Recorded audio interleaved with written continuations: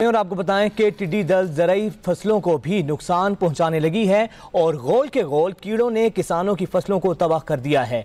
काश्तकारों के मुताबिक कपास, बागात और दीगर फसलों को भी शदीद नुकसान पहुंचा है। वो अपनी मदद आपके तहत टिड्डी दल को भगाने की पूरी कोशिश कर रहे हैं। मजीद जानते हैं, वहाँ पर मौजूद हैं हमारे नुमाइंदे तारिक मस्वानी। जी तारिक, बताइएगा इस बारे। जी बिल्कुल ऐसा है। पंजाब के दीगर अजला की तरह तहसील कोटछुट्टा में भी टिड्डी दल के हमले जारी हैं। मैं आपको बताता चलूँ कि कोटछुट्टा, माना इमदानी, खानपुर मौजवाला समेत दीगर इलाकों में जो है ना टिड्डी दल के बादस्तूर हमले जारी हैं, जिसकी वजह से किसान हजरात भी परेशान दिखाई दे रहे हैं। इस वाले से अगर इंतजामिया की बात की जाए तो इंतजामिया की तरफ से टिड्डी दल के तदारुक के लिए कोई इंतजामात नहीं किए गए, ना ही कोई फिजाई स्प्रे की गई है।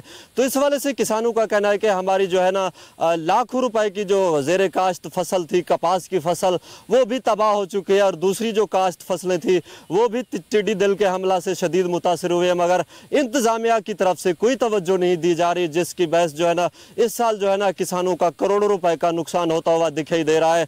मैं आपको बताता चलूँ कि जो कोटछुट्टा में जो है ना खास तौर पर टिड्डी दल के हमले जारी हैं। खुसूसन कपास की फसल जो है ना इस वक्त काश्त की जा चुकी है। कपास की फसल को जो है ना टिड्डी दल ने शदीद नुकसान पहुंचाया। इस वाले से किसानों ने अरबाब अख्तियार से मुतालबा किया कि खुदारा टिड्डी दल के तदारुक के लिए कोई इंतजाम किया जाए ताकि किसान होने वाले नुकसान से बच सके।